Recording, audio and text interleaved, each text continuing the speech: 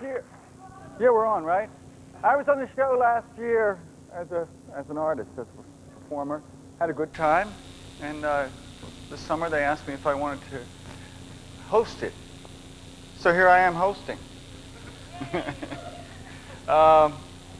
In the event of a nuclear attack, as opposed to the other emergency drills that we have, the safest place in New York City is West 54th Street, and the exit is over there. If you have cellular phones, watches that go beep, what other kinds of things could there be? Beepers, that kind of things. Please turn them off or hand them to me, and I will dispose of them. This show, not this particular show, but Sessions is broadcast every Sunday night at 11 o'clock on PBS Channel 13 if you live in the New York metropolitan tri-state area. If you don't live in that area, you have to go to the website, www.sessions@west54th.com, and there's a pull-down menu that tells you the time in every state of the union, including Hawaii and Alaska. And because sometimes the shows are later or earlier or on Saturday. All right, some other things to talk about.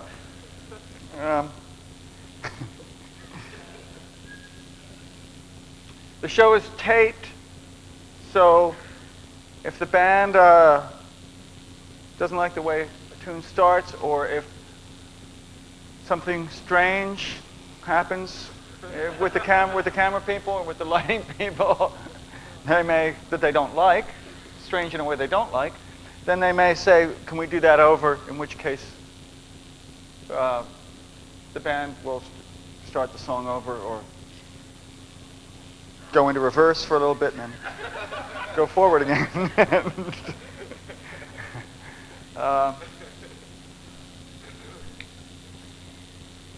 I'm ready to bring on the group before I do my regular introduction. Correct. Okay, so I'm going to bring on the group, and they're going to get into the positions and pick up their instruments before I do the real introduction to television. So a little bit of applause, but then more applause after the real one.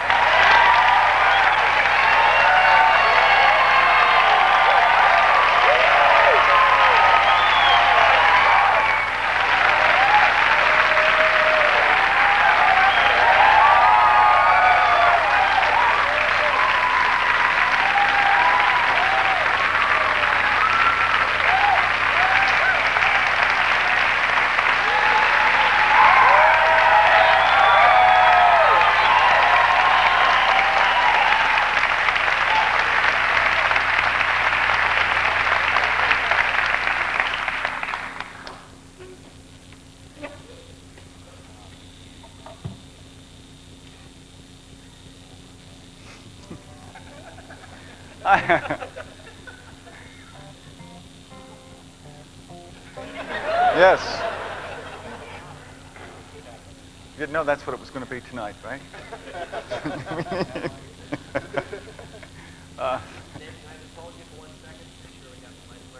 Hold me, please.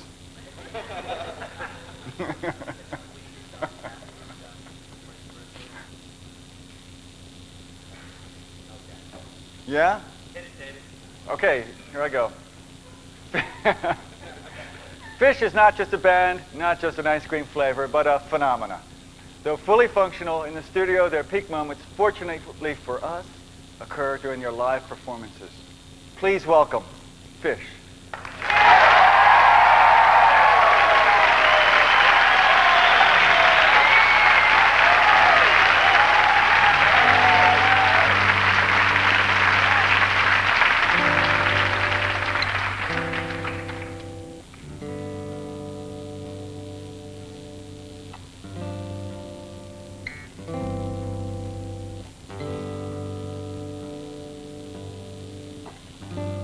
Can't describe the feeling when I'm in my bed asleep and then I wake up with the vision blurred, and all my efforts are deterred to reconstruct this image lost.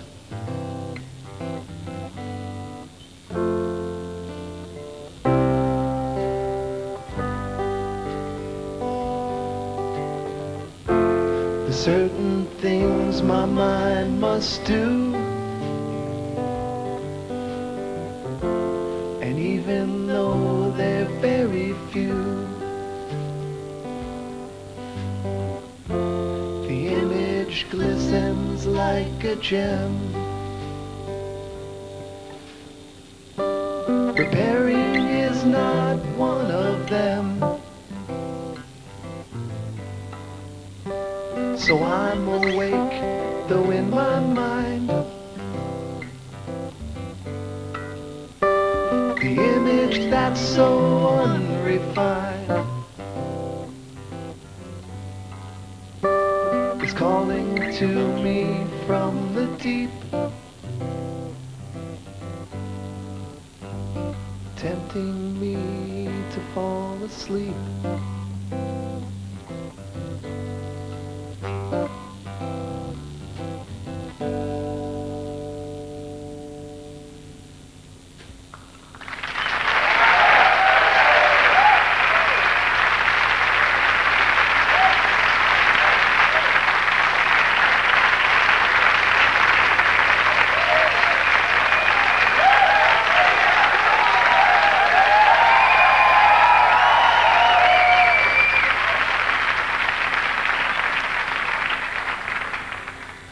Thank you.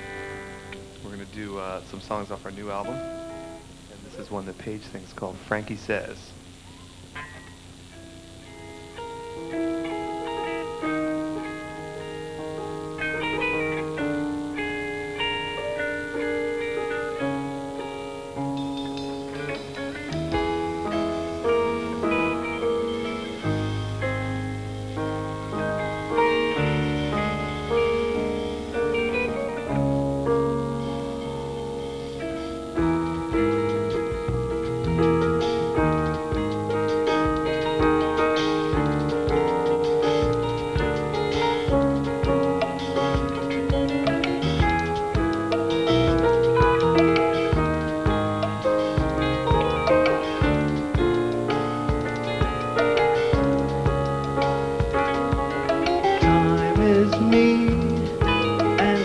Should know, I knew this several months ago. I knew more than I do now, for I've been turned around somehow.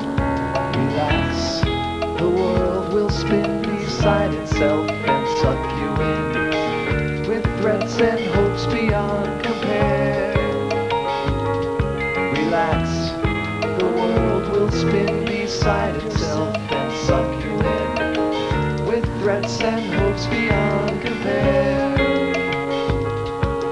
Change the landscape as I pass, meandering from Santa Claus. I suction there for one whole day until the feeling goes away. Relax, the world will spin beside itself and suck you in threats and hopes beyond compare.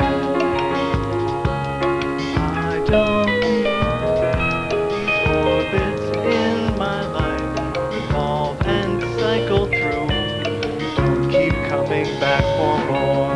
I don't need this circular design, wheel and spin away from me, you've been by here before. Relax, will spin beside itself and suck you in with threats and hopes beyond compare. Relax, the world will spin beside itself and suck you in with threats and hopes beyond compare. Relax, the world will spin beside itself and suck you in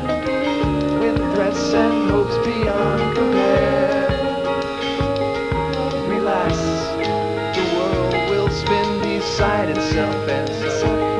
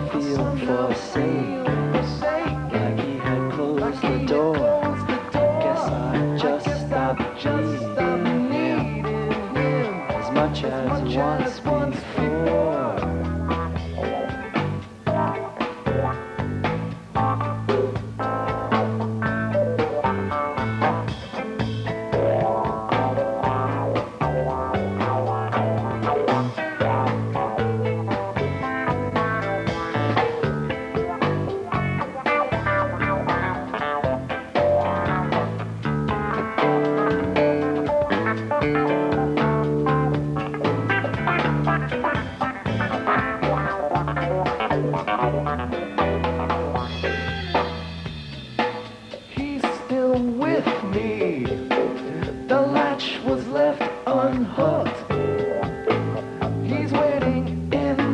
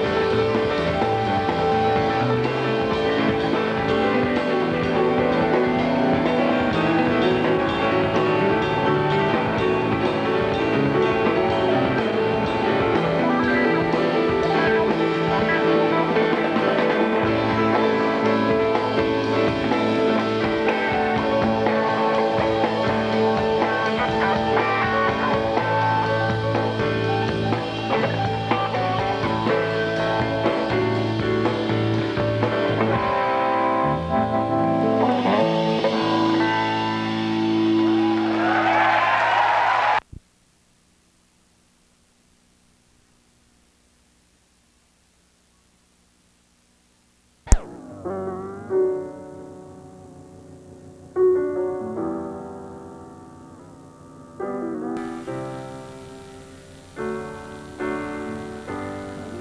in the velvet sea.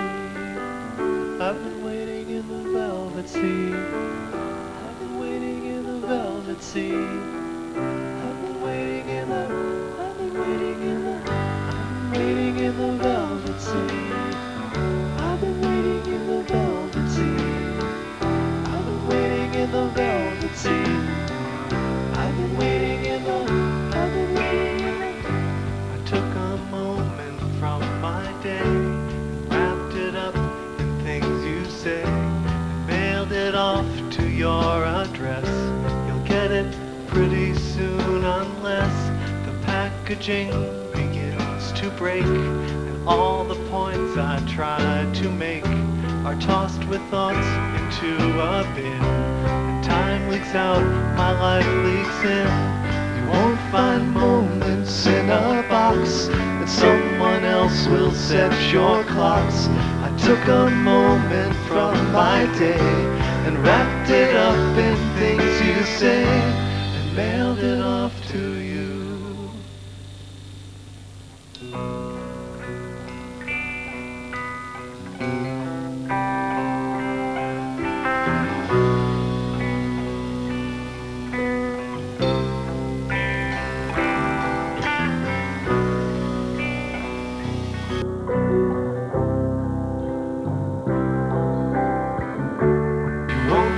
Moments in a box, and someone else will set your clocks.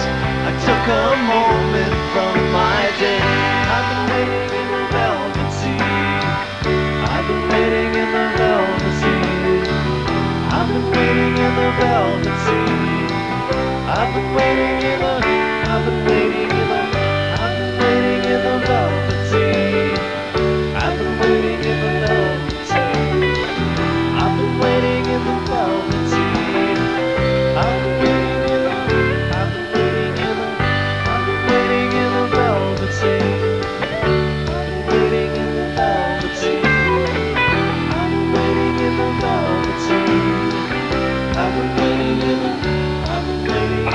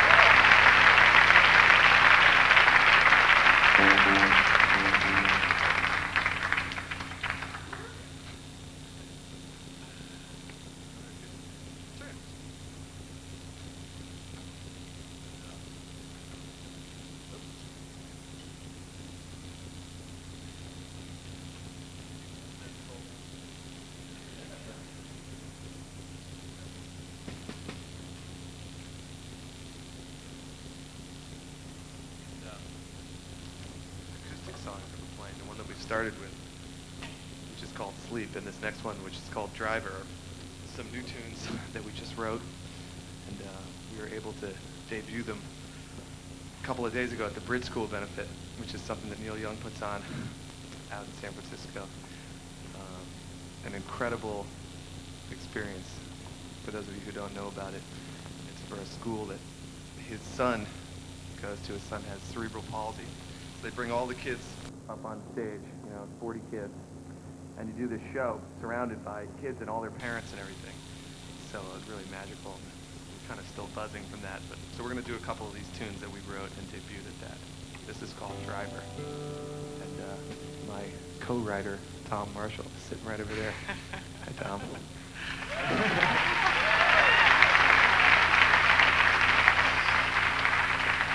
He's never heard this one live except when we wrote it, so this is his first time too.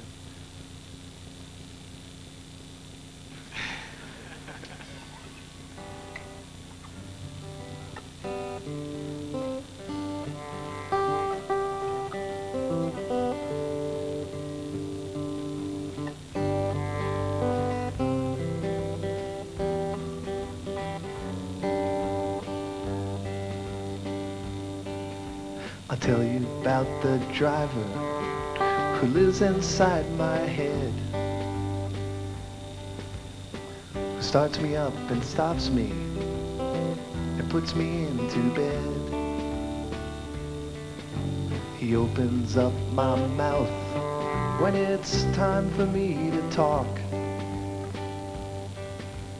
and fires up my legs when he wants me to walk. Keeps my eyes open for most of the day, adds to my memory the things that people say.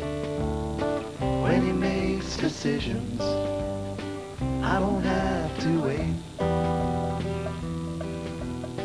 but sometimes it seems that he's got too much on his plate.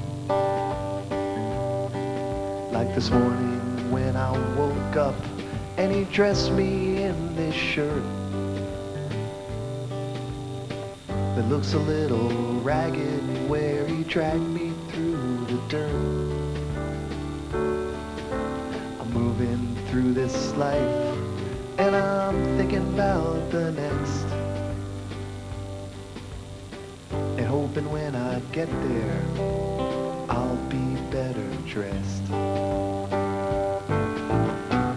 Keeps my eyes open for most of the day, adds to my memory the things that people say.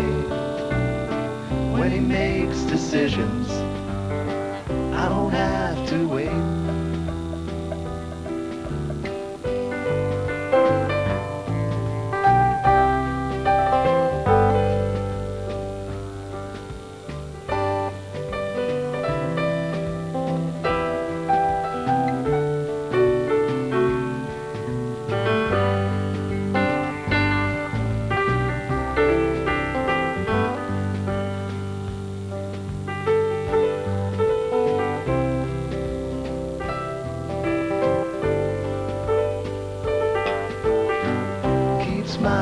Open for most of the day, adds to my memory the things that people say. When he makes decisions, I don't have to wait. I'll tell you about the driver who lives inside my head.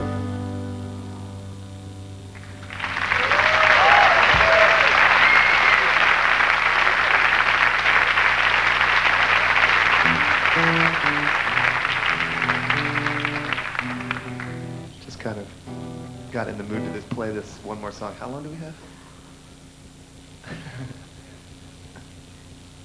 Audio tape. Can we do like a song that isn't on tape, just for while we're changing tape?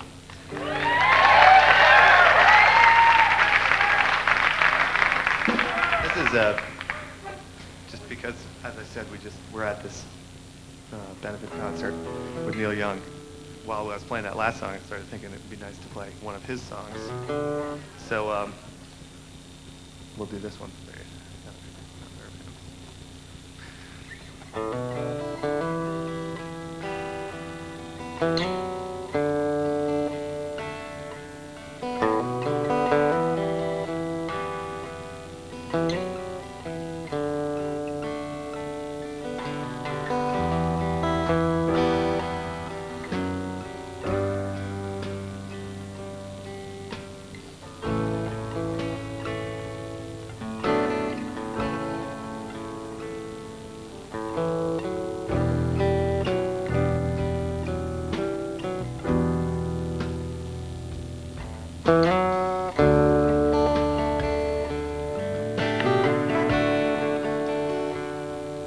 Well, they say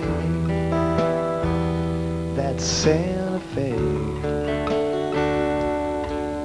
is less than 90 miles away, and I've got time to roll a number and rent a car.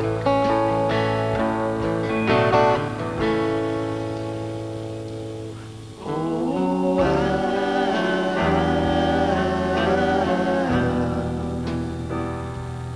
Albuquerque.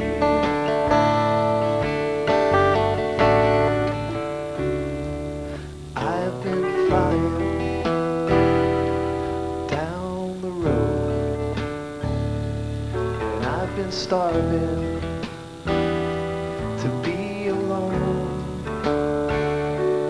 independent of the scene that I've known.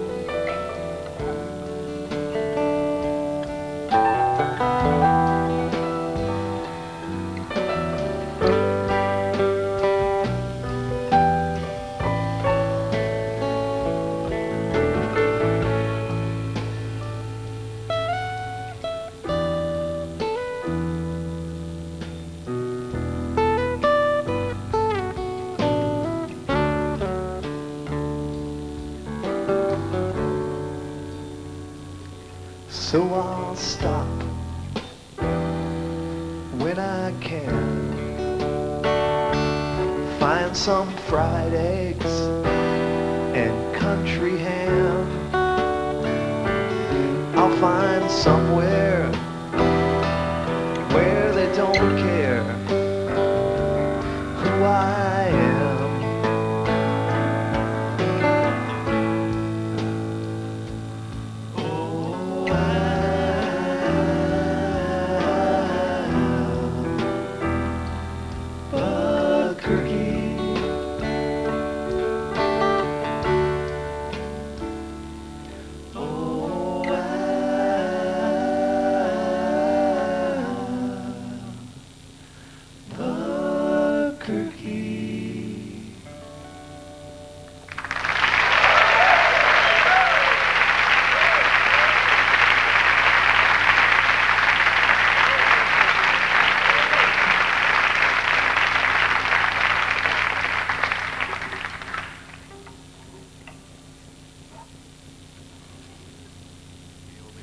Get the word Albuquerque. Kirky.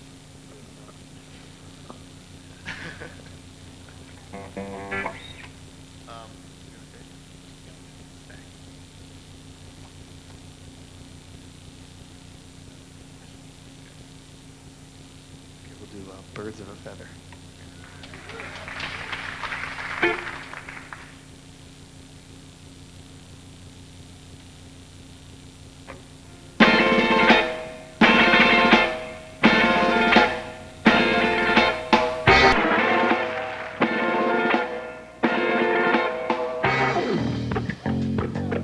It's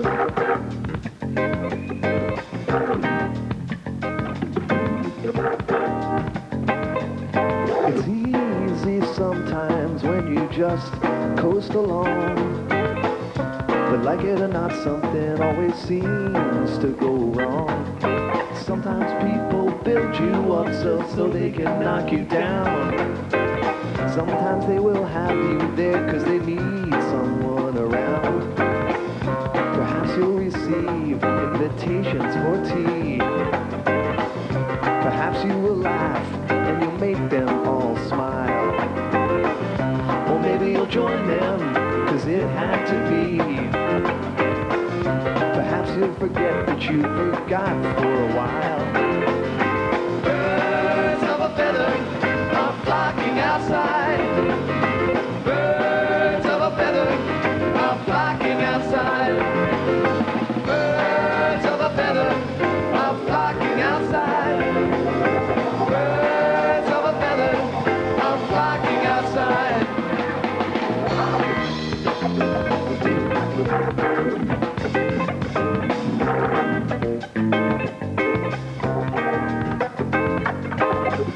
Like whippets they dance in a curly cue dance, of pulses and ringing and campfire chants, of ritual drumming, although at first glance you thought you could run, but you won't take a chance. It's not an experience if they can't bring someone along. They hang out emotions, they battle inside, they peck out the ground and they strut out of stride. Birds of a feather are flocking outside. Birds of a feather are flocking outside. Birds of a feather are flocking outside. Birds of a feather are flocking outside.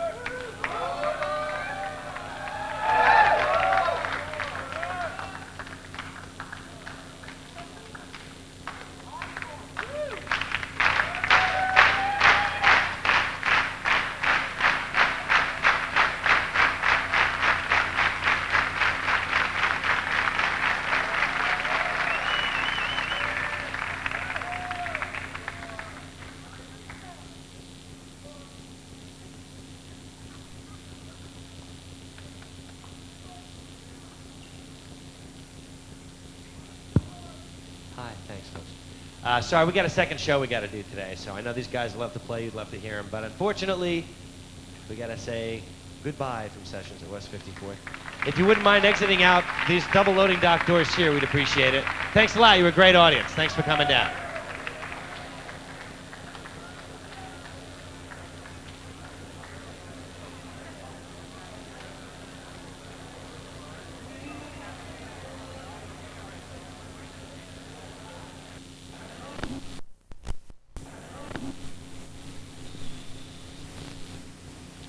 A show called the Vermont Musicians Network. It's a cable access TV up in Burlington, and my friend Willis is, I don't know how to describe Willis. He's just this outrageous, strange, local Vermont songwriter, singer kind of guy. And he had his TV debut, and they do 3 songs and then a 3-song set and another 3-song set and then about a 15-minute interview, and it was just really, it was all, you know. So amazing. You grew up in Vermont and, you know, Plainfield. Yeah. I was like, that was Started a guy who lived in a car for most of his life in Plainfield, Vermont, which is a very small Vermont town, and he writes these songs about his life. So some of his songs are like, I don't like hitchhiking. I don't like hitchhiking. And you drove by me and didn't pick me up. Someday I'll have a car and I'll drive by you. You don't know what it feels like. But it just kind of starts with a theme and just it all just kind of comes off the top of his head. Incredible. And the other thing about him is that he doesn't know how to keep a beat. But when I mean genuinely incapable of keeping it at what you would normally think of as a beat. So Phish plays drums in this band and he just follows it. Sort of like John Lee Hooker or something. So you're just following the vocal, basically. Just up, slowing down, speeding up. The whole song is always, it's a lot like sort of the way John Lee Hooker would add like a couple verses and then switch to the next chord, but times even more 50. erratically. Yeah. I mean, Dropping like 16th notes and little tiny. when he gets into it, it speeds up, and the whole band just speeds up with him. And he's so his whole neck and all his he's like. It's wild in the jungle, you know. It's totally out of control. I always describe him as a person who carries like a stadium crowd around in his mind at all times. He'd say, "Well, play me that new tune you're over." He'd just say, I mean, it's like he's on a huge stage. A porn star. Yeah. It's amazing. It's incredible. Hey, Paige. Yes. Can you step forward Sure. one step, please? Like that? Okay, is that better? How are we doing? Right there. Don't move your feet. Shan't. Oh, really? Shan't move. We're okay? It's interesting watching that lower. Well, you can't see it probably from where you are, but it's in verse. Yeah. Is the whole lowers the whole group, but flipped? Flipped, yeah, which just I don't know about that. With you sitting there and you sitting there. Okay.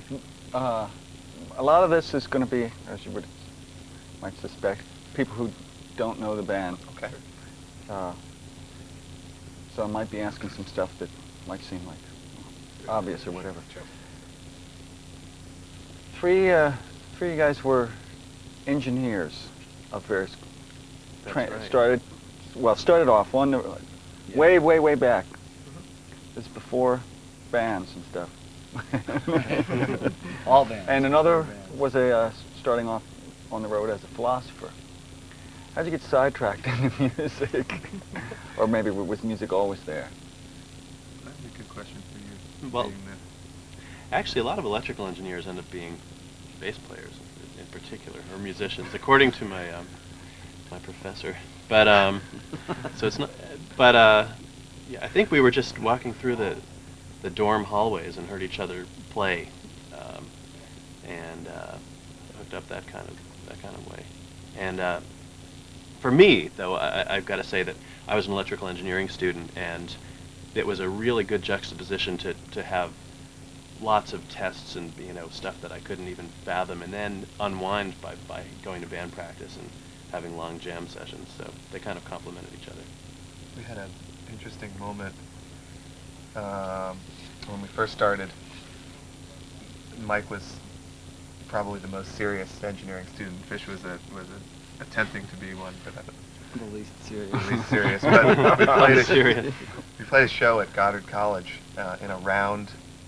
There was a cafeteria that had sort of a spire on the side, and so the base of it was circular and probably, I don't know, 8 or 10 feet in diameter. 12 feet around, something like that. And so we played in there, and there was one person that came to see this show, standing in front of us, and somewhere in the middle of the set, we were improvising, and Mike started to have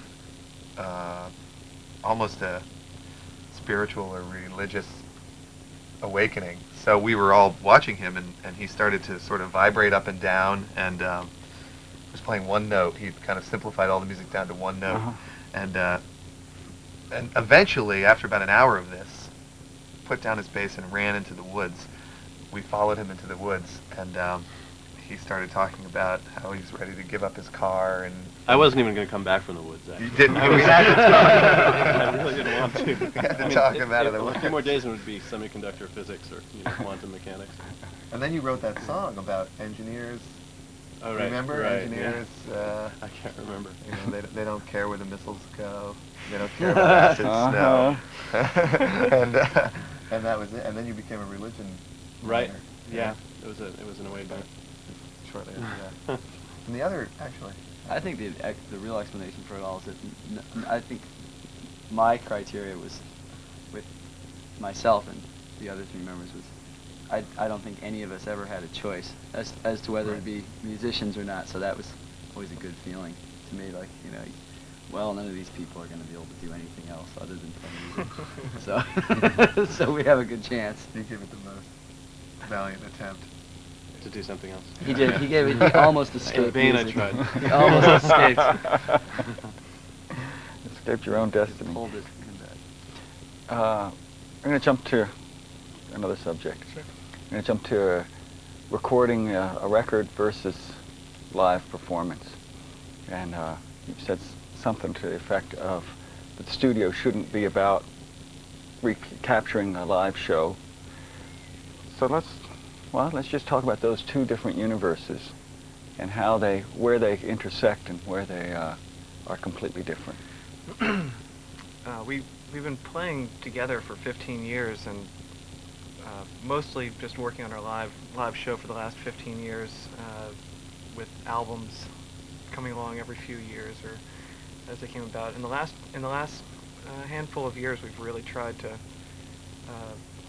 make the studio experience a little bit more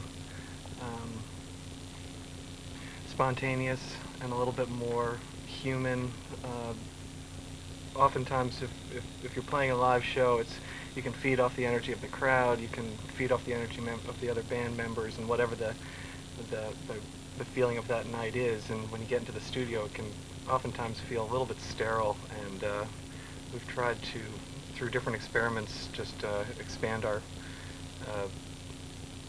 it as a place to experiment in different ways. Especially this last album, we started out by recording a number of different jam sessions and going and recording for 4 days at a time, just improvising and finding little bits that worked and really seemed to be connecting, and say, okay, let's start with this for a basis of a song. And How little? Would it be like a it could be- 4-bar it could be section as or little, just as little 8 as 4 bars? bars and as long as maybe 4 minutes that would be used in total. Which could be extracted from an hour-long jam, maybe. Yeah. And then where you kind of cut and mentally cut and paste and go, hey, that could be the start of the song. Take this one from A this couple other. of songs, surprisingly enough, and this might just be from playing together for many years, seem to take on a natural song structure. And there are songs on the new album. There's one called Rogue that we spontaneously had sort of an A section, a B section, back to the chorus. Mostly probably defined by Phish going to the cymbal, Page bringing in the organ or something. And when we listened to it, it just sat as a song. So what you hear on the album is, for the most part, An improvised section. Yeah. It started off as but it kind of had a song structure. took on to it. its own form, which was interesting. And some of the stuff we would edit together, but a lot of the tunes on the new album. You know, there was another experience we had this time that was a change for us. where we recorded the album in different settings. Some of it was recorded in a traditional studio, but most of the vocals were written and recorded in a farmhouse in northern Vermont, and it was just the four of us with portable gear, and we found that has a real effect. Do you ever do studio things with and think, when this is never going to be performed live? This is only a... Well, that was This the is only idea something- behind this new album. You know, I don't think we knew we were making an album. So, and we usually get over analytical when we are making an album. Yeah, we so. had no goals in mind, just to experiment.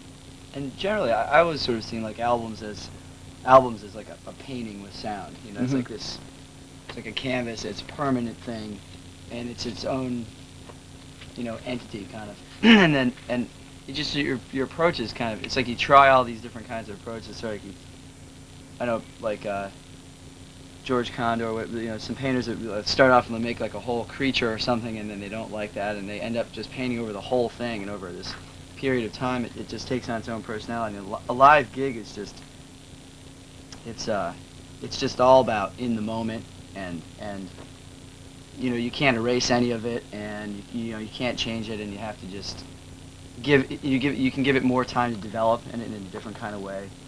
I actually, the longer we've gone on, the more and more I see the album world and the live world as more and more completely separate entities. They're not. You know, it used to be trying to get what you do live onto record, or trying to do what you do on record and into the live thing, and then over time it's like, oh, okay, yeah, we shouldn't even try to do that at all. Don't even try to cross those worlds. Is this more like a, is it more like a jazz, the way a jazz musician would think, where they'll use themes from something that they've recorded, or Right. and then it just goes on from Yeah, there. Right. Yeah. But Or it we, is- sometimes we'll just come up with new themes by jamming between songs or extending a part of a song. We like to try to leave a lot of room for spontaneity in the live show. How's that going to work on TV?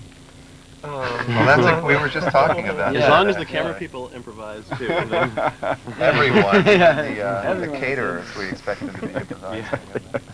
Turkey, no ham. strawberry clam and caramel. Yeah. Mixing Strawberry exotic clam drinks caramel. with tomato juice and grapefruit juice, cream. When you went in the studio on the last record, you went in with, so it says, a book of poems and writings by Tom Marshall. Yes. So did you know that you were going to use a lot of that for source material for lyrics, or was that was intentional? Yes. But you didn't know what music was going to, or With- what was going to be lyrics, pulled. and Yeah. there was the Right. book of lyrics we had was, a couple hundred pages thick of just everything he's written for the last 10 years Gee. or whatever. So we just sort of, Yes. we would have, what would happen is we would have these little bits of jams that we liked, Mhm. and we would just pull one. We'd say, okay, let's listen to this bit, and someone would be looking through the book and they'd say, oh, this will go over that. Uh-huh. And we'd get up the mic, we'd sing a version of it, and that happened for about 4 days. Just coming up with, we probably came up with about 15 or 20 different things that were lyrics on top of this jam session stuff, and we didn't know that we were recording our final vocals at the time, but these actually were the vocals that ended up going on, a lot of them, on the album. We transfer them over via Pro Tools and all Mhm. that. It wasn't time coded or anything. We just kind of throw it over. Yep. Did he, when he's writing, is he writing knowing that it's going to end up mixed with a musical structure, or is he just writing it as poetry? Tom is a computer programmer and a friend of mine since very early. Is he like a software designer, or? He actually does troubleshooting for a Uh-huh. big company. People call him and he tells them what's wrong.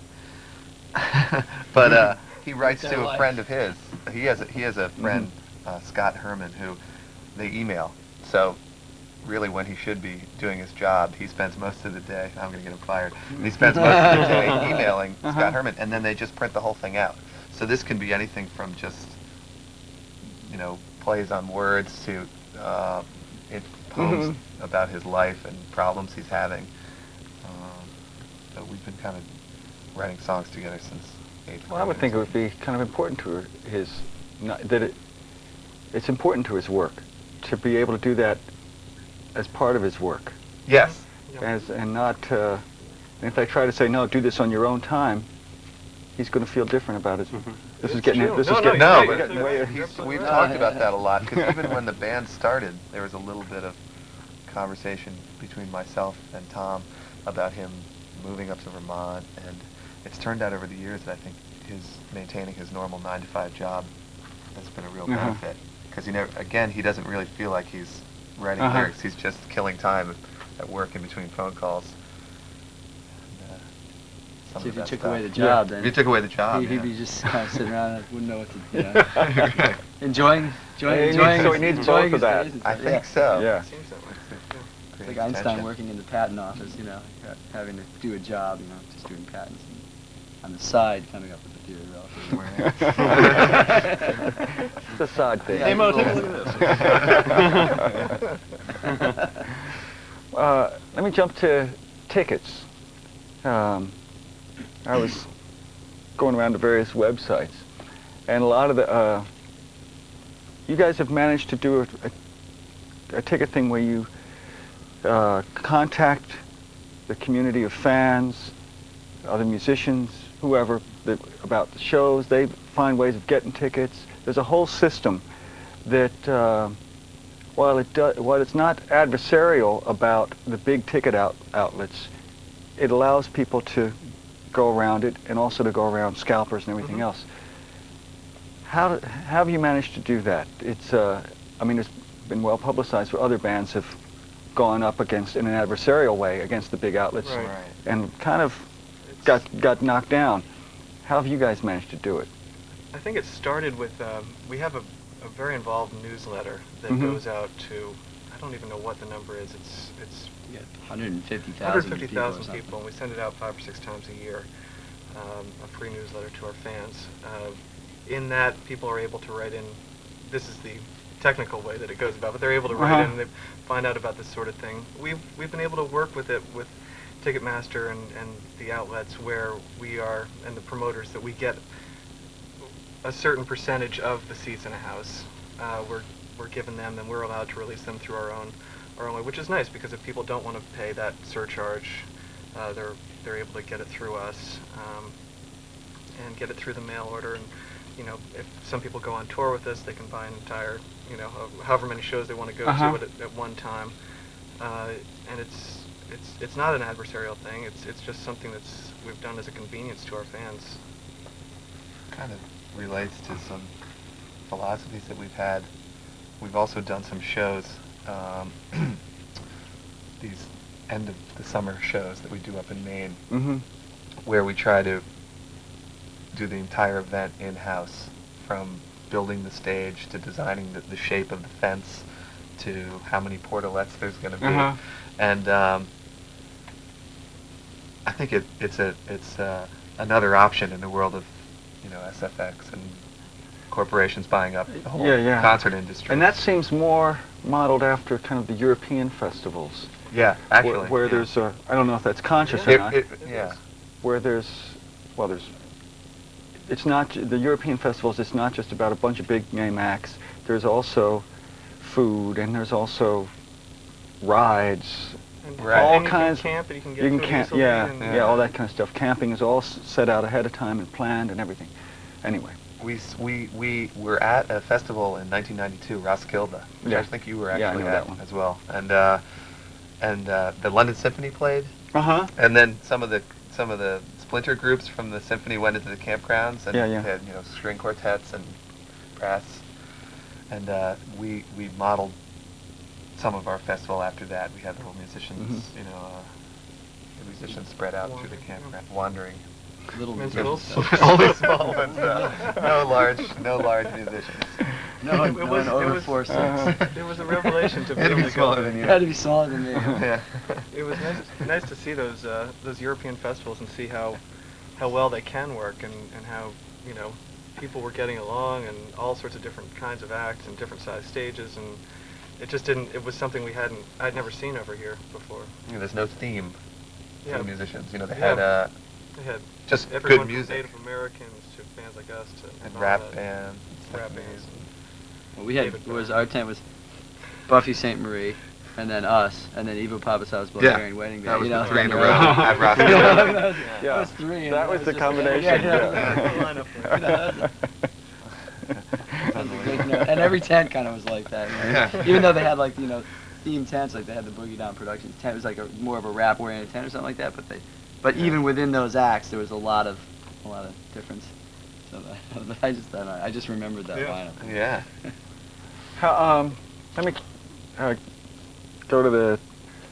me go to the taping policy. Your taping policy, which some people will be familiar with, but for other people, they'll think, "What's going on here?" They're allowing people to essentially make bootlegs, and to some people, they might think that's the record company would just go nuts. This is going to undercut album sales, blah, blah, blah. They didn't love it. I mean, but it had been something we've been doing for years, and it was just when it got to the point where we got onto a major label, it just felt like I think it just didn't feel like a right thing to do. To cut it out. To cut it out to the fans, and also I think for years it had just been free advertising for the band. I mean, especially in your earlier stages. And that was something that was an idea that we got from the Dead. Yeah, definitely. We were probably the first people the first large rock band to do that. And, it was, I don't think that it really cuts into album sales. Our album sales aren't necessarily that great, but I think it's because I don't think it. I think it's because they're not shoddy either. But I think that if you make a great album, I mean, it kind of goes back to your earlier question about the difference the between album is live a different entity. and as soon as the more that we see that and embrace that concept, the less of an issue it will be to allow live taping. They're just such different things. We try to make every show different. The set list is usually different, and I don't know, other approaches to the songs are different from night to night, and so that's one reason why people like to get a bunch of tapes to collect them. And then the album just seems like another version of some of those songs, so they still would want the album a lot of times. There was a long period when we first started as a band where we weren't interested in recording at all. And our career moved forward.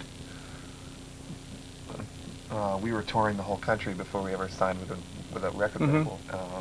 So those tapes were really instrumental in giving us an opportunity the tapes got to be out a there band. before there was a record. There's a great example of that. We did our first road trip was out to Colorado. We did 7 or 8 nights at this club called the Roma in Telluride. We drove 40 or 50 hours in a van and just played every night.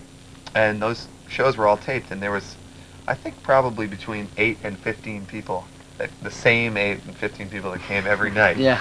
And They were doing that drive too then. yeah, well, they were they probably lived local. there. They kind of came down the first night, and we were doing, strange things on stage where we'd switch instruments and do little, one-act plays and stuff.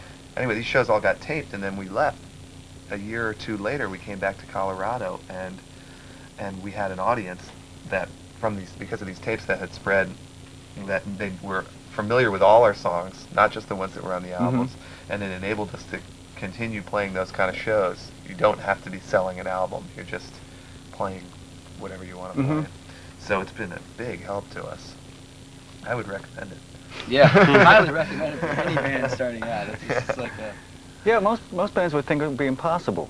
Would think, oh no, you have to have an album out and it has to be out and saturated in before you can actually go out and get dates out there. Right.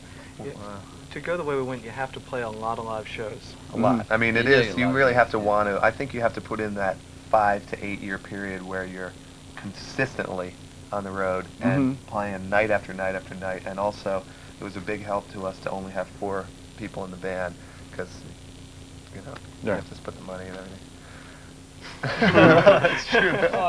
I know people like Viper has, who are like, struggling with that. If you have 10 or 12 people in your band, I mean, where are you going to, you got to buy hotel rooms, and we were in a Plymouth Voyager. And we were young enough too, where we didn't mind sleeping on floors for the first few years. And those I still don't mind sleeping on floors. It's good for the back. Oh yeah. Yeah, I never got spoiled. speaking of stage stuff, what's with the trampolines? Those are all those kinds of things were. Our antics. And the rubber they're just- chickens. They're just like. Oh, that The dude life has the rubber chicken. Yeah, they're just like these ideas or jokes that came up in band practice. Like, wouldn't it be funny if? Uh-huh. And then a handful of those actually end up. Someone would say, "Oh, wouldn't it be funny if we had?" Or the trampolines weren't we just driving by some lawn sale or something? And, something like that. let's grab these trampolines, but they Were were they had little cheap- mini ones? Yeah, they're little mini They're mini trams. trams. We had slippy slides for a while too. Yeah, Little you saw easy those on gliders, you TV. know. They were like, Easy that go looks back. really cool. Slick and And slide, yeah. And there's this, with the song "It's Ice," and wouldn't it be funny if? And some of those, someone will actually end up going and buying the thing, the trampoline or the slick and slider, or you just see it at a lawn sale, or somewhere. Yeah. They just get get I incorporated, and saw some them. actually stick. Did you ever see Devo? Yeah. They used to walk on the treadmill. Oh yeah. Yeah. Great idea. It's all taken from Devo. You exposed our one truth. Yeah. Okay, I got to ask about the Halloween concerts, of course. Oh, good. I think, I'll make a little summary. I think when, one of your Halloween concerts some years back, you decided to surprise the fans, and you did the Beatles' White Album, I think, top to bottom. Yep. And they apparently no one knew. Well, I'm sure some people knew, but most of the audience didn't know this was coming. They didn't. No, yeah, we kept it pretty good. Yeah. secret. But of course, the next year they were expecting something like that. Right. I think next year you did the Quadrophenia record, Mhm. and then you did a record that I was involved with, which was kind of a surprise for me too. And well, it's kind of ambitious, and it's what made you decide to do that? We did a show in somewhere down south about a year before that first Halloween Mhm. show, and because we have this habit of mixing up the set lists, we thought it would be kind of a shock to play our own album, which was Hoist, was Mhm. the album, exactly as it. Normally we improvise Yeah, and yeah. everything. The So most shocking for thing. one It is set, really- it was the most shocking thing we could do. People So would we, just Actually play the album Yeah. in its entirety. so we played the whole album top to bottom exactly as it lay on plastic.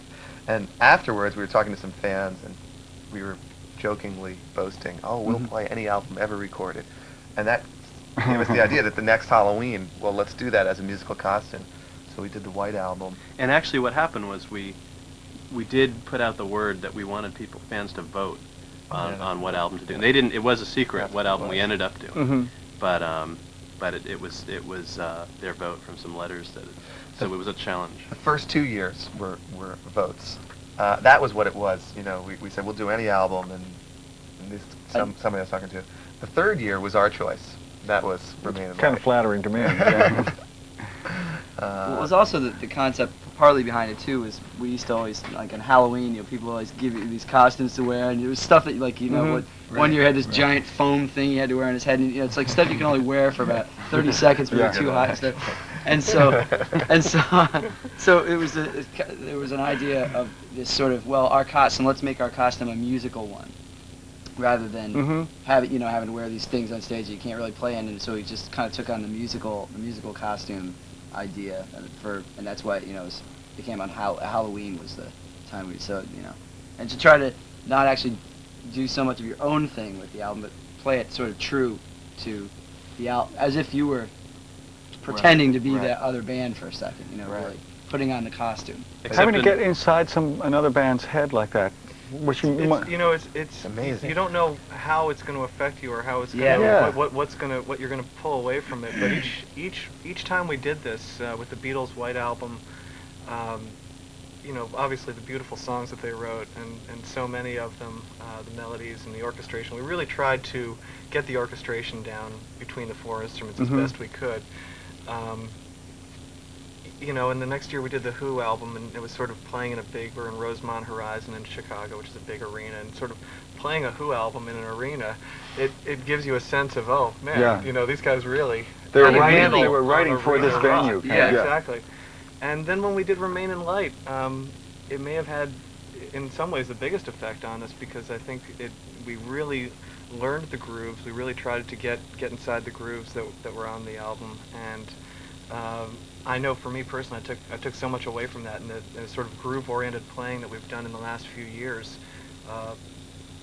Repetition, pulling things out, putting it back, all that sort of thing. A lot of it was from learning that. You had to at least bring in a percussion player for that We one. did. Yeah, we did. Yeah. We did. That was- Interestingly, it got everyone in the band singing more. Yeah, As well yeah, because yeah. of the vocal layering. Yeah, Yep. for me, I never had, as a drummer, just really never had much of a singing role. And after doing that album, I became eager, actually, to sing more and realized that it wasn't something that was impossible for me to do. It's like vocals as percussion Yeah. instrument Yeah. became something that I think you can hear on this new album and all the groove stuff. But other weird things jump out at you, like when we did the White Album, when you really learn every song, the stylistic differences between the songs that John Lennon was writing and the songs that Paul McCartney were writing become crystal clear. Uh-huh. It becomes a study, a meditation. Yeah. But we're listening to the album a lot during the fall before Halloween and practicing it and like you said, getting in the heads of the people who made it without knowing them necessarily. Right. And so we come away with a lot. We spent a year in your head. Sorry about that. Thank you. No, get up! Turn out the light when you go in. Yeah, turn out the light when you leave. We actually, Close the door. we all slept in the big suit. And how do you play a vacuum cleaner? Oh, you just turn it on and put it up to your face, and it does all the work. It does the Sounds sucking. The nice dangerous. thing about vacuum cleaners Sounds is really it's dangerous. this modern. Yeah. It does all the work. You don't Don't have try to do this at home, anything. kids. Yeah, It's you not can. hygienic either since he I- uses it to clean his house. Yeah, it's a multi-purpose thing. No, but you just kind of put it up there and let it kind of grab your face, and then change the size of the hole or shape of the hole of your mouth. Embouchure. Yeah, your embouchure, exactly.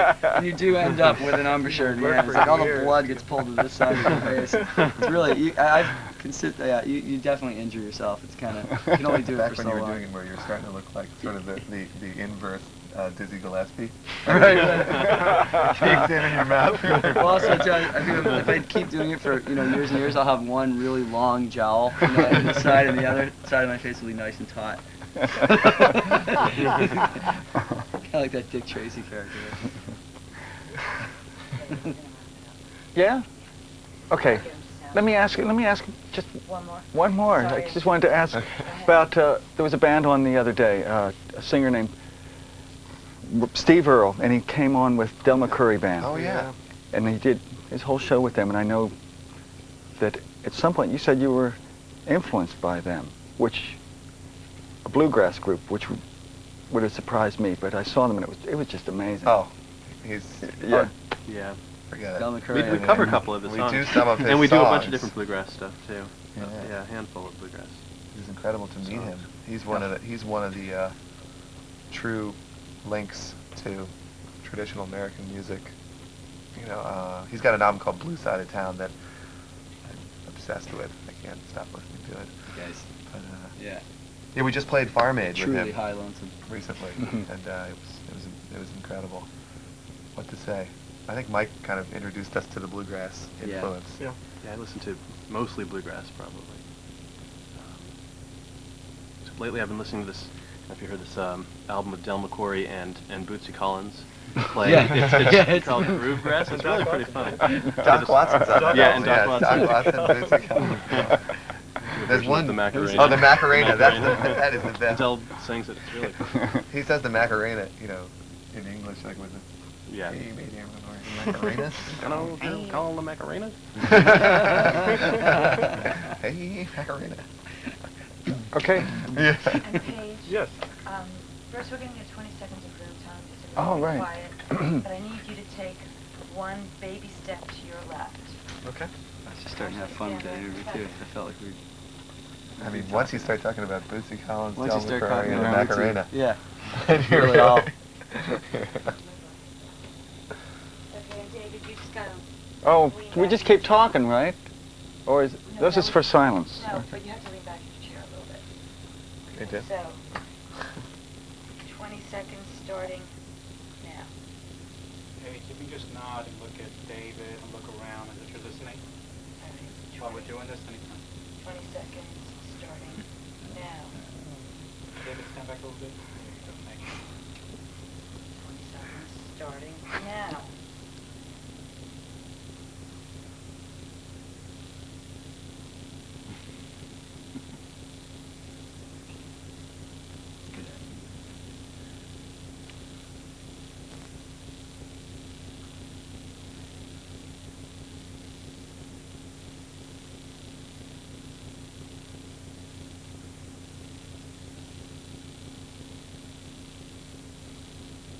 We're okay for tone. See if JW is in. What is that for? Room It's harder tone. than Room you tone. Yes. Oh, I see. When we end- Well, we're making a compilation of just silence. Oh. Yeah, different bands perform silence. Yeah. Oh, that's now explains this. I think it was actually 2 minutes and 30 seconds or something.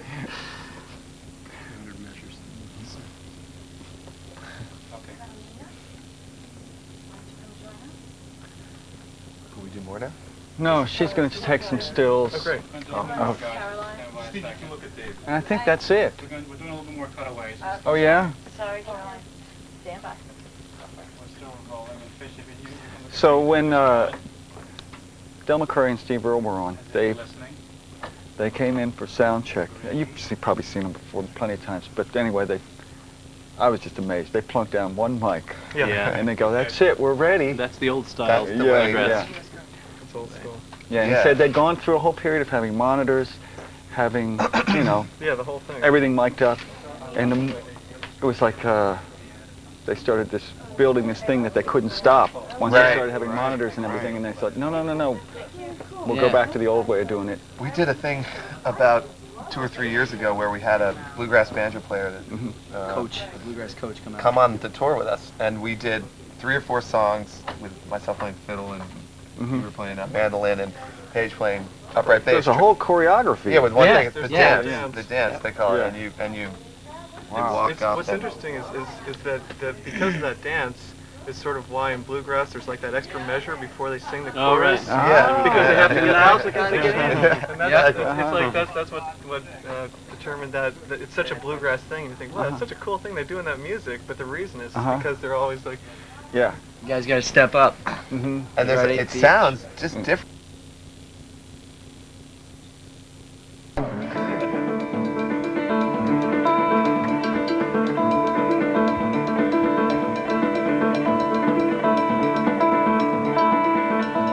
I'm up, and I can take what you give, and I'm here.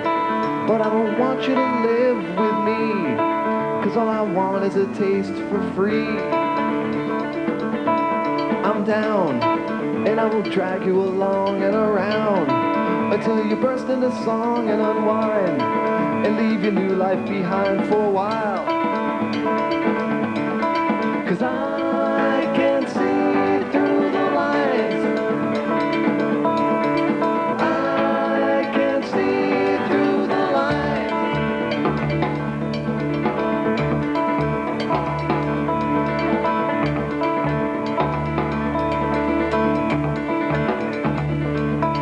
I'm down, and I will drag you along and around until you burst into song and unwind and leave your new life behind for a while.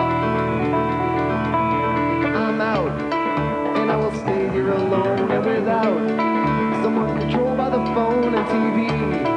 But what it's doing to me is fine. 'Cause I can see through the lines. I can see through the lines.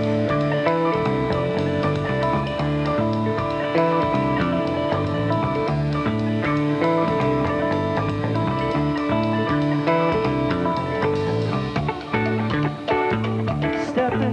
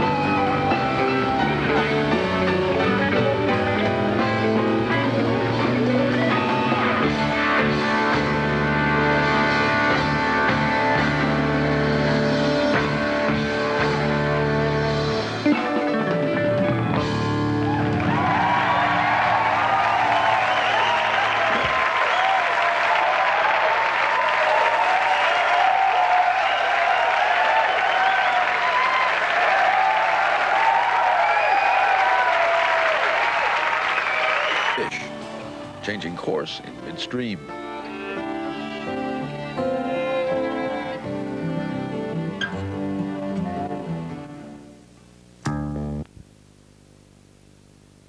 There's no bigger night than this coming Wednesday, the night of the Grammy Awards in Los Angeles. Unless it's the night of a performance by a youth symphony orchestra in Burlington, Vermont. If that sounds a little fishy to you, you're right. It is a bit fishy. That's Phish spelled P-H-I-S-H.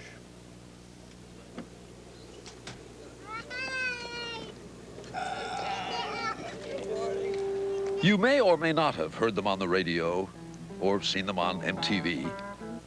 But the group Phish gives an electrifying musical sideshow that is legendary in the world of rock and roll.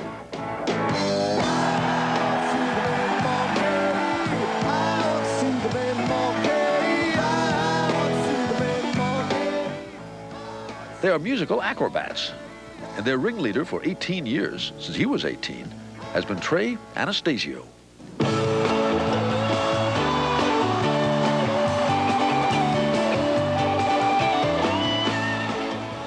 Phish is one of America's top-grossing live acts. And this year, their recordings have been nominated for 2 Grammys. They've even got a Ben & Jerry's ice cream flavor named after them.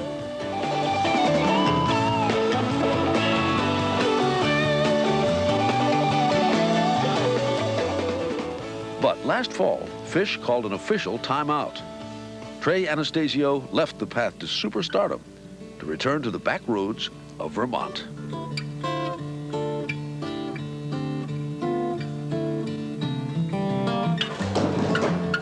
Luckily, Phish was an odd band, so we were pretending to be rock stars, I think.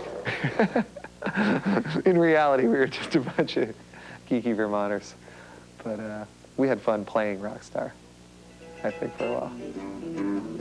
And so, after 15 albums and 1,400 performances, Trey is spending a lot of time in his 150-year-old barn outside of Burlington, holed up with the same old guitar, but a lot of new ideas. That's good. You know, rock star has a lot of, there's other job qualifications you need for rock star.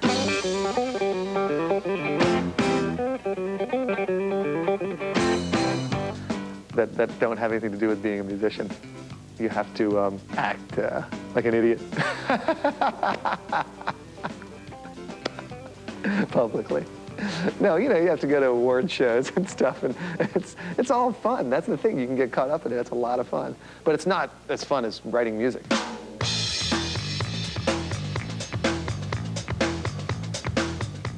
After collaborating with some of the best in the business, guitar virtuosos like B.B. King and Neil Young, Trey has reconnected with the man who first taught him how to write music, his longtime mentor, composer Ernie Stiers. You have to find the originality within the mind of the guy and help him to go it. And maybe he has it, and maybe he doesn't. But if he's original, and Trey is, that's what I spotted. So he pushed his most famous student further. Ernie had the idea of putting Trey together with the Vermont Youth Orchestra.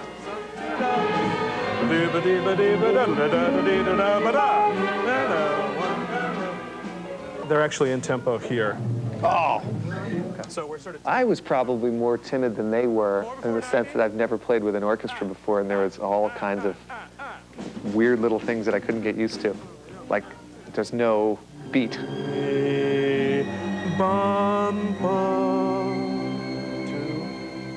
You know, you could tell he was nervous, and especially because I sit right next to him, and I could definitely tell. I never imagined myself like actually watching a rock star. It was so cool to see him play, and just he kind of stepped out of persona, I guess, a little bit. It was, I don't know, it was really cool to watch him.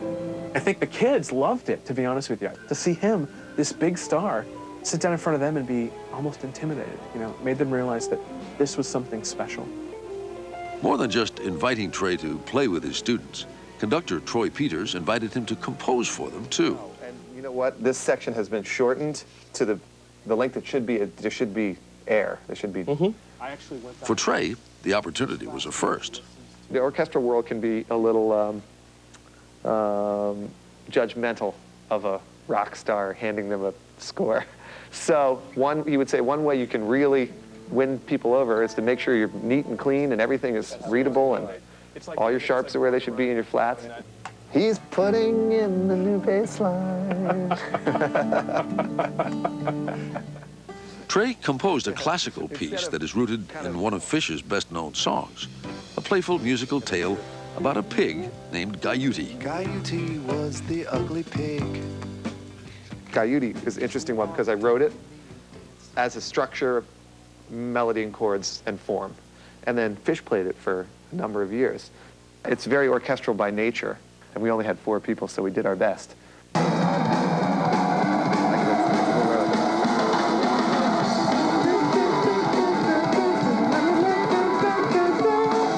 Okay, and then this would be what it became afterwards. And then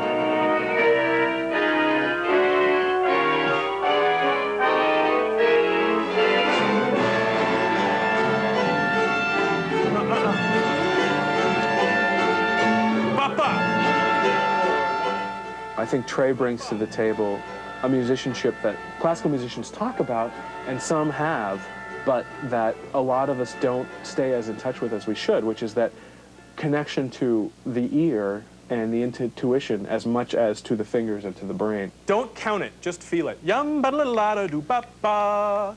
I was thinking we could split it up, like maybe she can only do, or I can only do the offbeat type things, and then the other one can do all the notes. And Okay. Yeah, you want to try it? Sure. Okay, just stick that in. Okay. And you'll do the high note across the top? Okay. The goal to me would be to get the personality and input of every musician in some way into the music. So that's like a communal bringing together of people. I tried to, in some way, inject some of their personality into the piece. He kind of wants us to lead a lot more than we do, but he's just like has a lot more ideas than we do and everything. So he ends up leading anyway, but he kept asking us to share our opinions and stuff when we were working with him. Oh, like that. Do that. Do that. He's so respectful of us and our ideas, and he acts like a normal guy and treats us like we're, you know, equal to him, and it's really great the way he works with us. All right, cool. After months of rehearsing comes the time to perform to a sold-out house in Burlington, an audience representing two very different worlds, classical music lovers and Phish fanatics. We're going to see Trey with the orchestra. It's going to be good.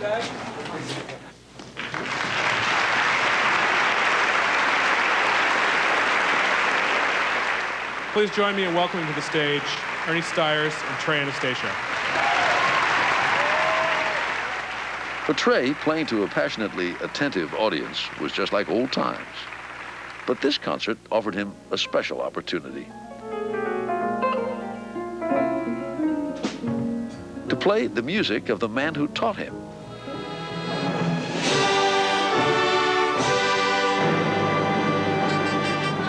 And in turn, to hear a full orchestra play some music of his own.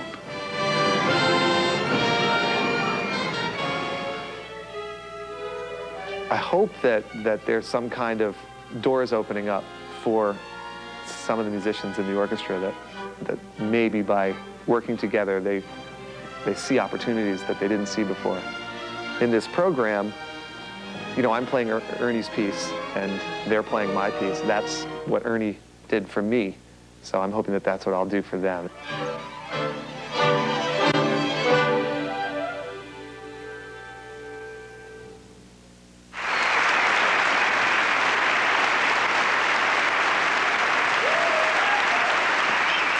You won't see Trey Anastasio at this week's Grammys. He's heading out on a solo concert tour without Phish as the bait.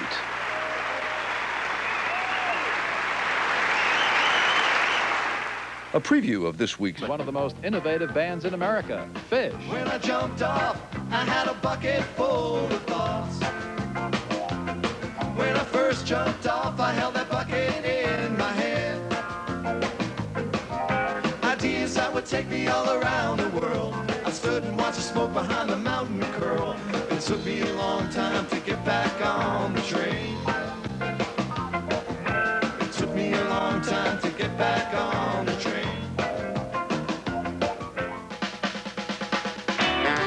Capital of the world to your home.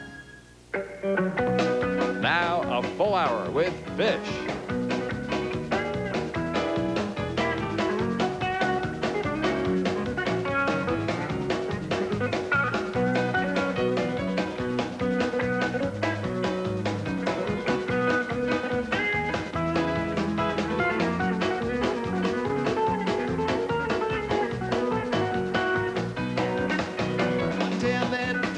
My dreams, such pretty eyes she had, you know it seems.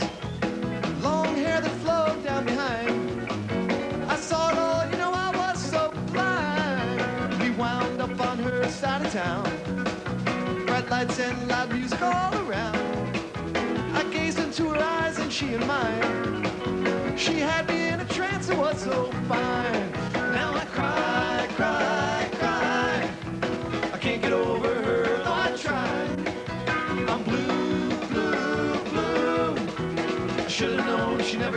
true.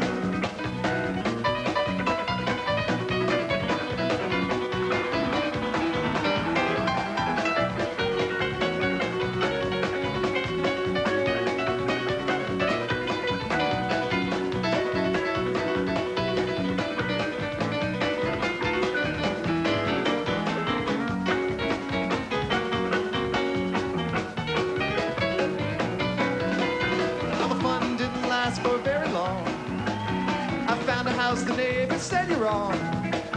The girl you seek don't live here anymore. Oh, feel the pain that was in store. Now all I have is a picture in a frame. She disappeared the same way she came. She made a wreck of me, and I find she's outside but always on my mind. Now I cry, cry, cry. I can't get over her. Try. I'm blue, blue, blue. Should've known she never could be true.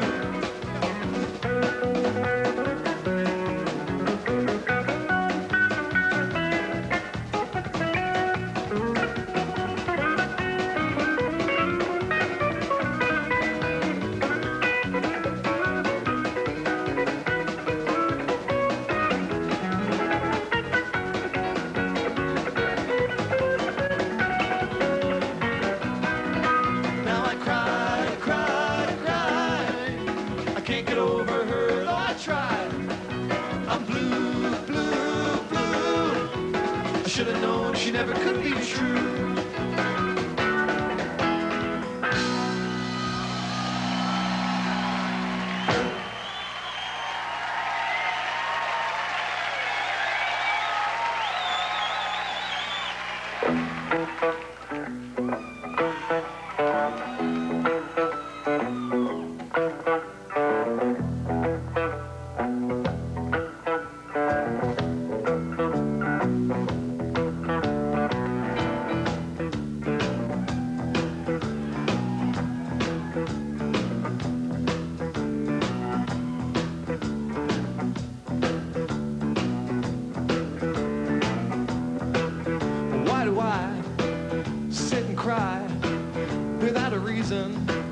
I don't know why, it's my soul.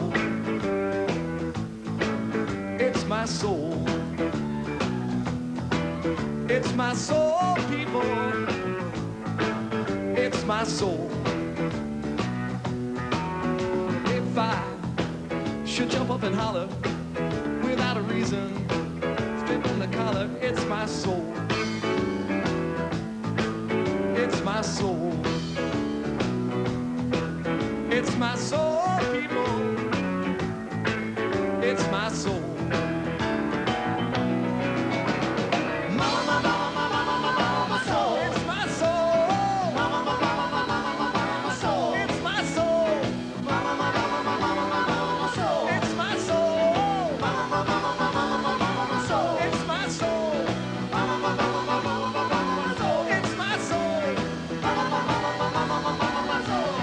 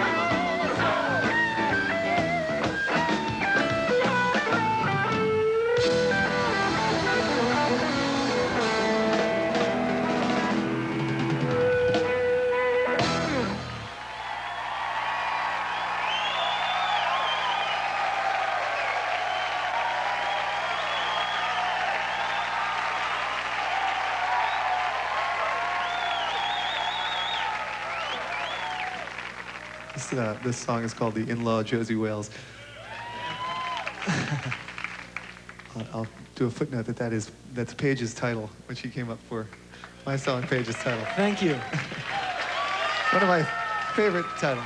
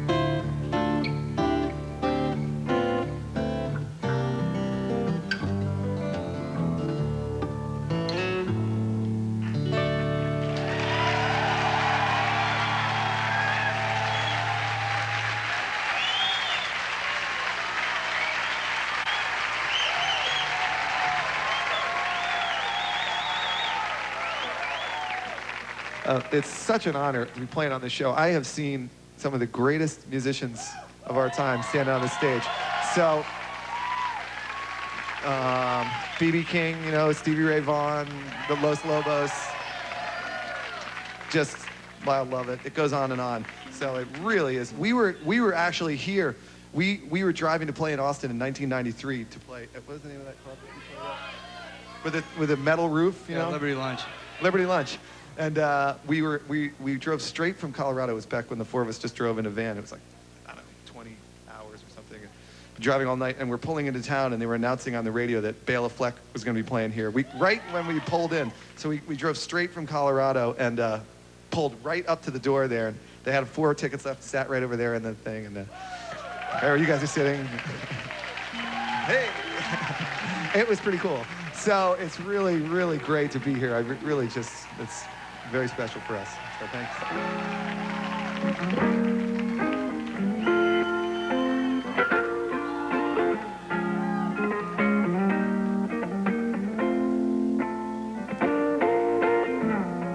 The shoulder that I leaned on was carved out of stone. But when I'm done freezing, I wanna be alone.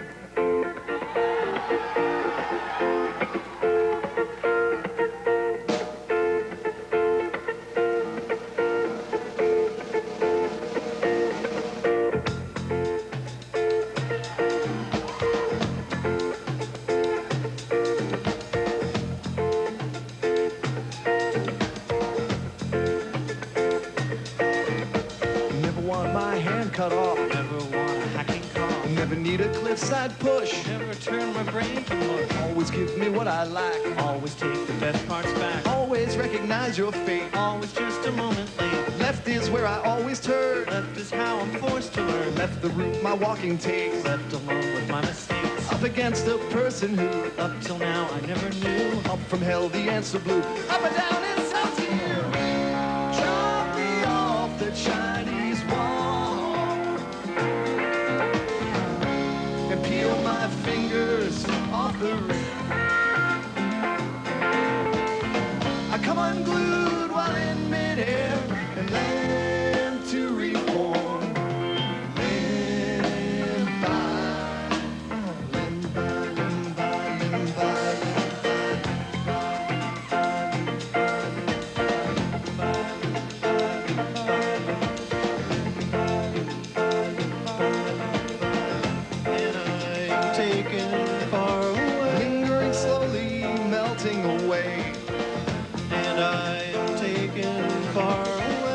Salad and baled with the hay. And I am taken far away. Cooling like water that drips from above. And I am taken far away. Trampled by lambs and pecked by the dove. And I am taken far away. Silence is suddenly smothering me. And I am taken far away. Nothing I touch and nothing I see. And I am taken far away. Possesses a pulse or is fit to be seen. And I am taken far away. If I am a drone, then where is my queen? Drop me off the Chinese wall and peel my fingers off the rim. I come unglued while in midair and land to reform. Live by.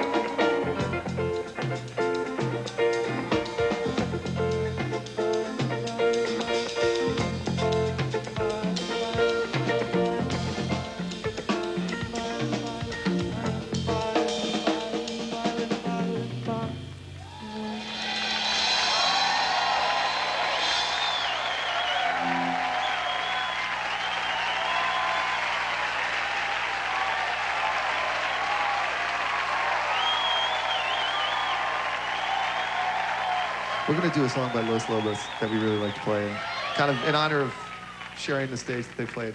It's called When the Circus Comes to Town.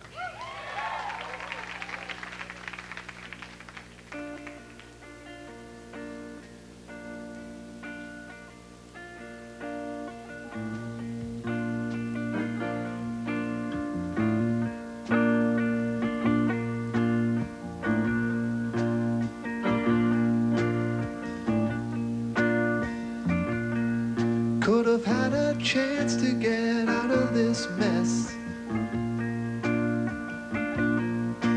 The time that you came and the day that you left. Could have had a chance. Could have had a chance. Never thought I could make it this far. With a pain in my soul and a hole in my heart. I never thought I could. Never thought I could. But when the lights are turning round, the wheels are flowing on the ground. That day I'll burn this whole place down when the circus comes to town.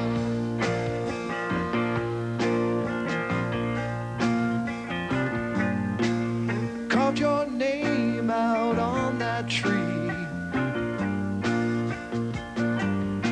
Scratch mine out right in front of me. It didn't mean that much. It didn't mean that much. But when the lights are turning round, the wheels are flowing on the ground. That day I'll burn this whole place down when the circus comes to town. When the circus comes.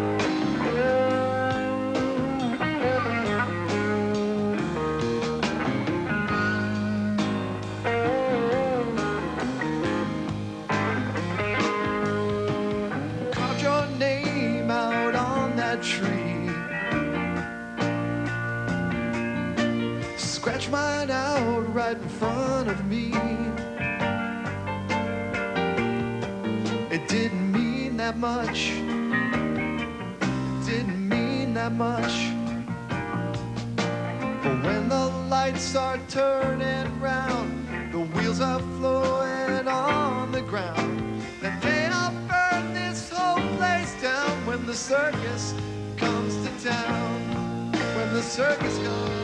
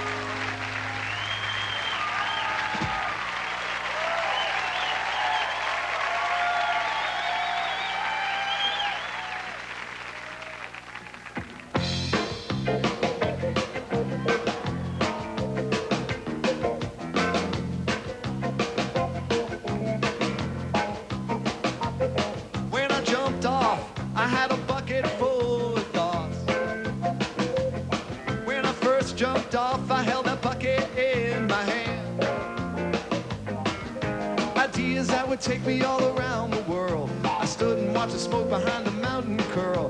It took me a long time to get back on the train.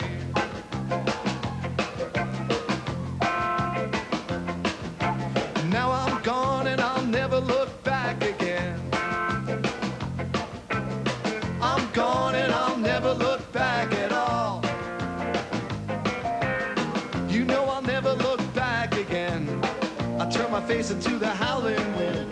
It took me a long time to get back on the train.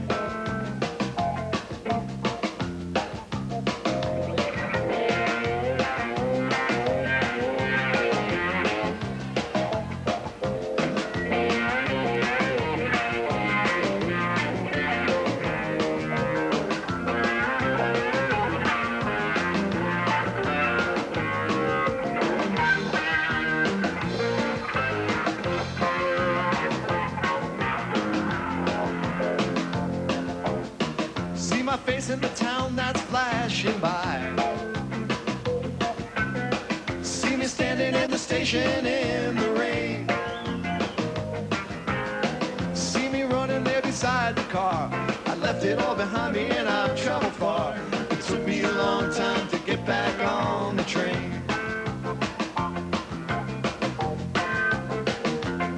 When I jumped off, I had a bucket full of thoughts.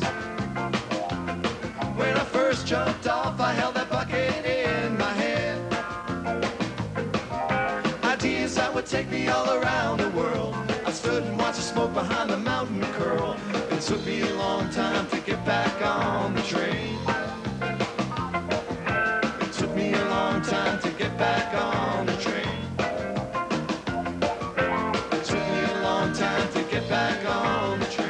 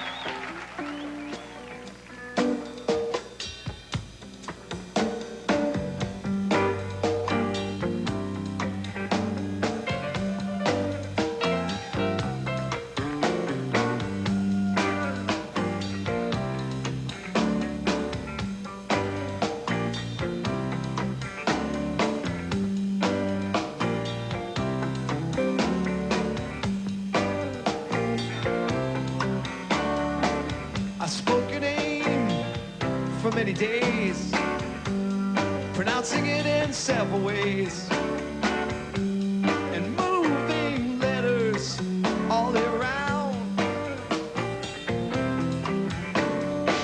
And when you heard the end result, I told you it was not my fault.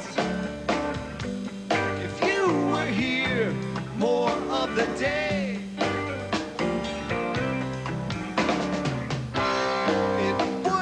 twist around that way. Woo! Wouldn't twist around, twist around, twist that way. Wouldn't twist around, twist around, twist that way. Wouldn't twist around, twist around, twist that way. Wouldn't twist around, twist around.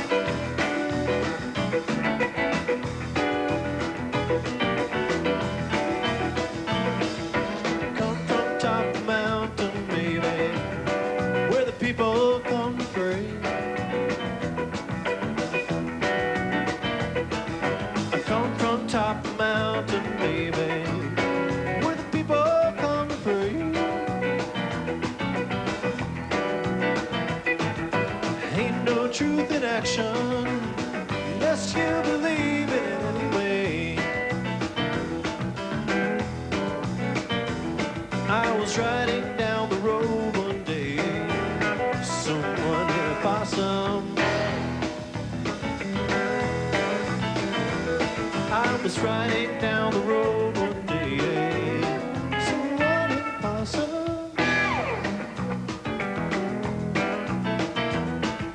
The road was his end was that road, so they say.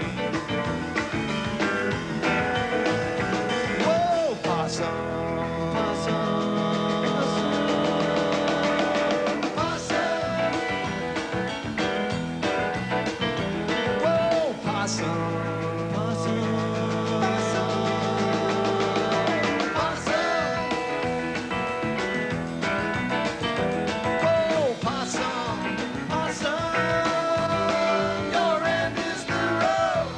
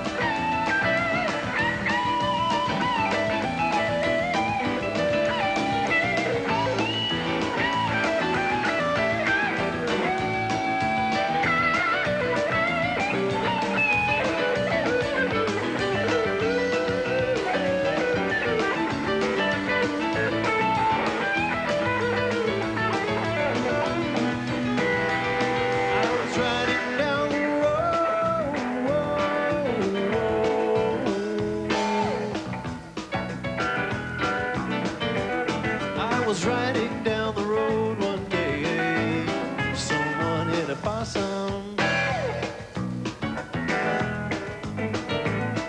The road was his end was that road, so they say. Whoa, possum,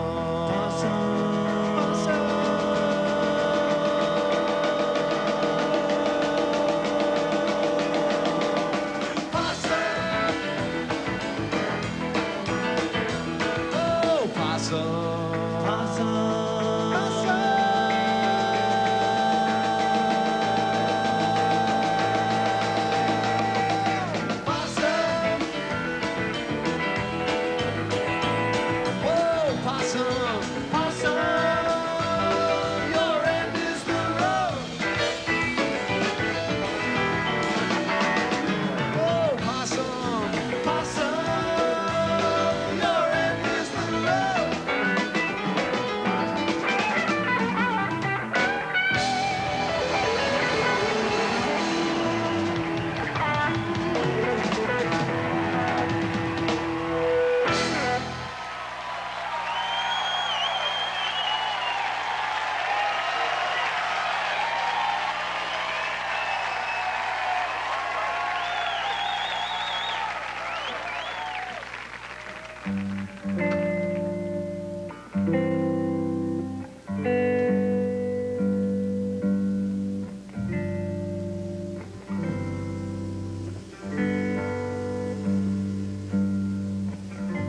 I can't describe the feeling when I'm in my bed asleep and then I wake up with the vision blurred and all my efforts are deterred to reconstruct this image lost.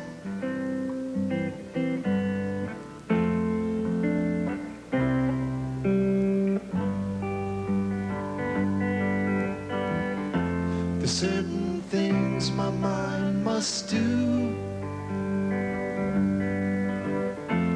and even though they're very few, the image glistens like a gem. Repairing is not one of them. So I'm awake, though in my mind the image that's so unrefined is calling to me from the deep, tempting me to fall asleep.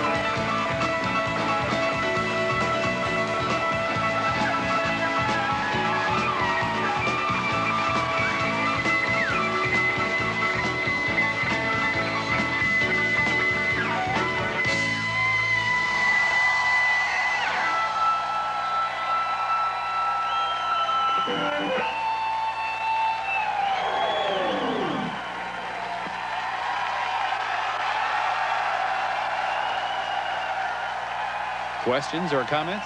Visit us at PBS online at pbs.org.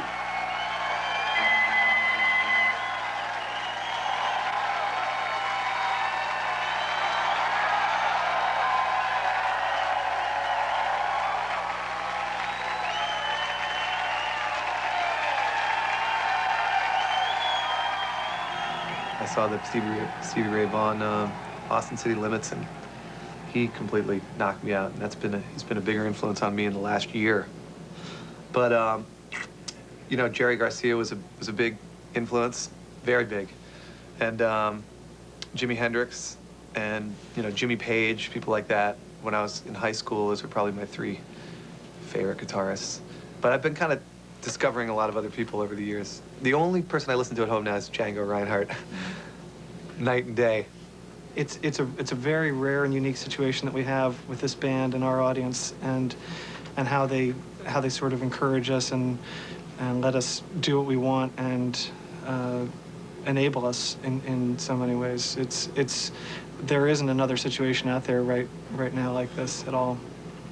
The fans started the original Phishnet internet sort of, you know, communications, and they're the ones that have maybe it's because they're a few years younger than us, but somehow or another we were in the right place at the right time for all these kids to get into it and talk about it online. I remember right when I'd never even heard of the internet, there were people setting up websites for Phish, because it just is like it was a lucky thing or something. It's like we mix up the set list every night, and we do weird plays on stage, and you know, we had too much information without a format, and along came this format, and it just fit in perfectly. So now